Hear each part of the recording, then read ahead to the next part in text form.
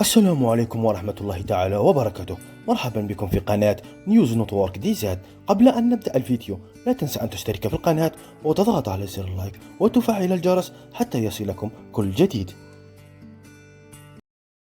حقق المنتخب الجزائري فوزا معنويا كبيرا على مضيفه الأوغندي بنتيجة هدفين مقابل هدف واحد في مواجهة جمعت الفريقين بملعب جابوما بمدينة دوالا الكاميرونية. عزز الخضر صدارة ترتيب المجموعة السادسة ب15 نقطة، فيما بقي رصيد منتخب أوغندا 4 نقاط، وبهذا يكون في المرتبة الثالثة.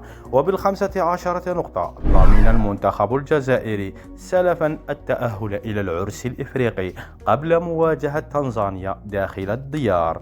تمكن المهاجم محمد أمين عمورة من تسجيل ثنائي اليوم، سجل الهدف الأول في الدقيقة 41 والهدف الثاني جاء في الدقيقة 66.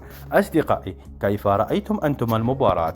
نرجو منكم أن تعطونا رأيكم في التعليقات لنتمكن من معرفة رأي الجميع، والسلام عليكم ورحمة الله تعالى وبركاته.